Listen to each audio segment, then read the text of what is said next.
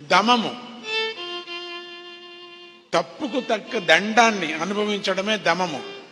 కొంతమంది చిన్న చిన్న తప్పులు చేసినా కూడా వాళ్ళు ఉపవాస వ్రతాలు ఉంటారు పెద్దలు, నేను ఈ తప్పు చేశాను అని.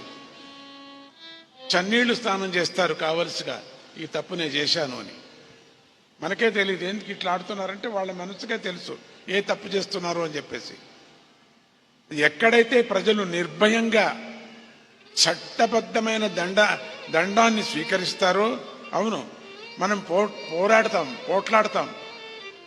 రాంగ్ సైడ్లో వస్తుంటే పోలీసు వాడు పట్టుకుంటే పోలీసు వాడితో ఎంత పోట్లాడతామో, నా మామ పక్కింటి వాడు మా ఆఫీసరు అని పోట్లాడతాం, ఇష్టం వచ్చినట్టు పోట్లాడతాం.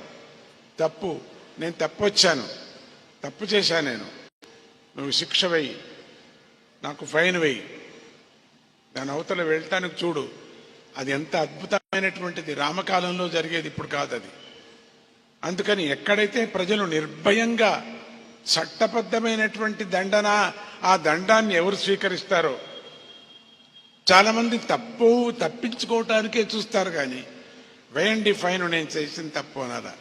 నేను చేయలేదండి 10 రూపాయలు, నేను చేయలేదండి 100 రూపాయలు, మీకేం అర్థం కాదా, నేను చేయలేదండి 1000 రూపాయలు, పోతూనే ఉంటుంది అట్లా. నోరు మూసుకొని మహాప్రభు తప్పు అయిపోయింది అంటే 100 రూపాయలతోనే పోతుంది, లేకపోతే అట్లా పోతూ ఉంటుంది. 10,000 వరకు పోయి ఇంకా గట్టిగా వాదిస్తే ఒక్కరోజు జైలు అంటాడు. పోయిందే, 100 రూపాయలతో పోయేది జైలు వరకు వచ్చేస్తుంది. అందుకని ఎవరు తప్పు చేశారో నాకు శిక్ష వేయండి. కార్తవీర్యార్జునుడు ఎంత భక్తుడు, ఎంత మంచి భక్తుడు. నేను తప్పు చేశాను స్వామి, నాకు శిక్షనివ్వండి తొందరగా, శిక్ష ఎత్తి శిక్షించి శిక్షణను ఇవ్వండి, నాకు శిక్షించండి తొందరగా. ఇది నిజమైన ఎన్నో కథల్లో వచ్చాయి మనకు. శ్రవణ కుమార్ కథలో కూడా వచ్చింది మనకు. దండన వేయించుకున్నారు వాళ్ళంతా, తొందరగా వేయండి, తొందరగా వేయండి అని. ఎన్ని కథల్లో వచ్చాయి మనకు పురాణాల్లో. అది నిజమైన ధర్మము. తప్పించుకోవటానికే మనం చూస్తాం, అబ్బో ఎట్లా తప్పితే బాగుంటుంది కదా అని, ఇంకొక తప్పు చేయొచ్చు కదా. లేదు, దానికి తప్పు పడాల్సిందే, మా జన్మలో ఇది మనకు రావాల్సిందే. మనం చేసిన తప్పుకు ఇక్కడ తప్పించుకున్నటువంటి పైన ఈ పైన చెప్పినటువంటి ఈ పరమాత్మ ఎప్పటికీ వదలడు. ఎప్పటికీ కూడా మనము అనుభవించక తప్పదు అనేది దీంట్లో వస్తుంది. మనం ఎప్పటికైనా తప్పించుకోవచ్చు, ఇప్పుడు తప్పించుకోవచ్చు తప్పు చేసిన దానికి. మళ్ళీ మనం గిల్టీగా ఫీల్ అవుతూ ఉంటాం, లాస్ట్ వరకు ఫీల్ అవుతాం, ఏడుస్తూ ఉంటాం. నిజంగా నేను తప్పు చేశా, తప్పించుకోవటానికి ఎన్నెన్నో మార్గాలు వెతికి కొనాకు తప్పించుకున్నా, ఆ రోజు మాత్రమే సంతోషపడ్డా. ఇక వెళుతూ వెళుతూ వెళుతూ వెళుతూ వెళుతూ నీకు వయస్సు అయ్యే కొద్దీ నీకు పీడిస్తూ ఉంటుంది లోపల, తప్పు చేశా, నీకే సిగ్గు అవుతూ ఉంటుంది. నీకెవరు జ్ఞాపకం చేయలే, నిన్నెవరు పలకరించలేదు, నువ్వు తప్పు చేశావని వాళ్ళెవరో మర్చిపోయారు, నువ్వే జ్ఞాపకం చేయలే తప్పు చేశానండి అని. నీ మనస్సుకు నువ్వే నీకు అనిపిస్తూ ఉంటుంది. అందుకని ప్రాయశ్చిత్తం చేసుకోవాలి అప్పటికప్పుడే. దానికి శిక్ష ఉంటే దానికి పెద్దలు ఎవరున్నారో వాళ్ళు శిక్ష వేస్తే వేయించుకోవాలా, అవమానపడాలా 10 మంది ఎదురుగా. అప్పుడు ఆనందం అవుతుంది, తృప్తిగా దాన్ని తీసుకోవాలి. నేను చేయలేదు, నన్ను అవమానం చేశారు అనకూడదు. అంత లేనిది వాళ్ళకి తెలీదా నువ్వు తప్పు చేశావని. అందుకని మనం తప్పించుకోవటానికి లేదు నేను చేయలేదు అనకూడదు. కూర్చొని యోచన చేస్తే ఎక్కడో చేశావు, నీకే తెలుస్తుంది. అది అంతటితో పోతుంది, కడిగిపోతుంది, నెమ్మది అవుతుంది మనస్సు. పెద్దలకు నొప్పించడం కూడా ఒక మనస్సే. పెద్దలు అమ్మ దండించేటప్పుడు నిజంగా అమ్మకు నొప్పించకూడదు, నువ్వెందుకు కన్నావు నన్ను అనకూడదు, అయిపోయా. అంతటితో అమ్మ చాలా దుఃఖపడుతుంది, అప్పటికి ఊరికే ఉండిపోతుంది.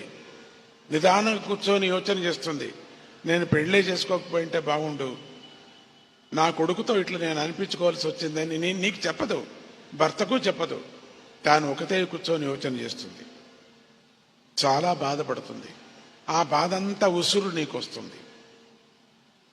ఓంకారంతో మాట్లాడకూడదు, సద్గురువు ఏం మాట్లాడినా కూడా శిరస్సు ధారణ చేయాలి. కానీ లేదు నేను అట్లా చేయలేదు, అమ్మో ఎంత తిట్టారు, అమ్మో ఎంత ఇది, అమ్మో నేను కనపడుకోకుండా వెళ్ళిపోతాను, ఇదంతా అంతే.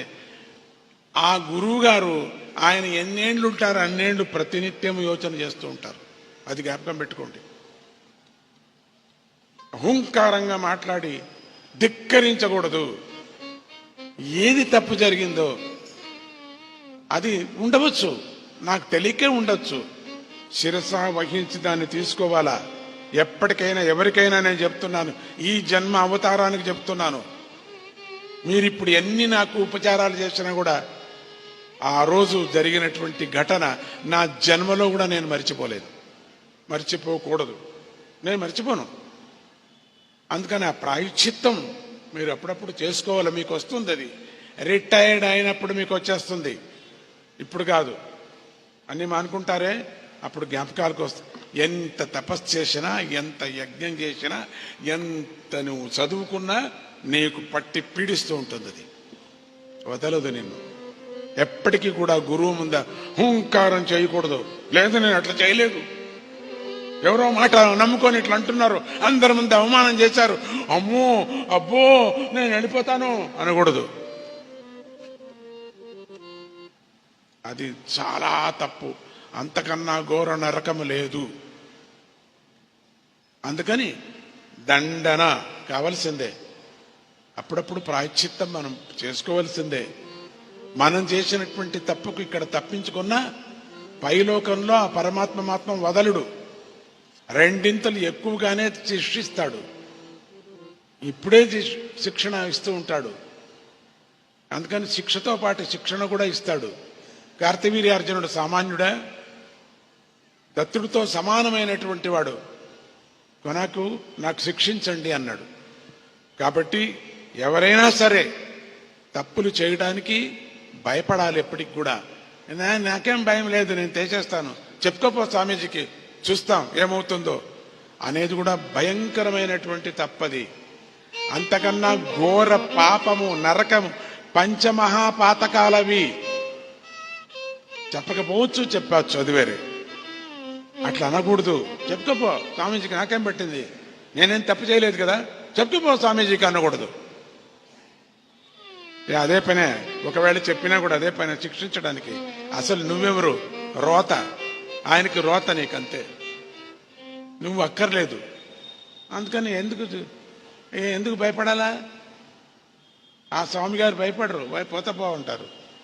నిన్ను ఎంక్వైరీ చేయాలని ఏముంది, ఆయనకి అక్కర్లేదు.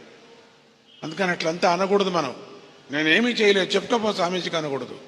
ఇంకా మీదట మీరు ఆ మాట ఉపయోగించొద్దండి.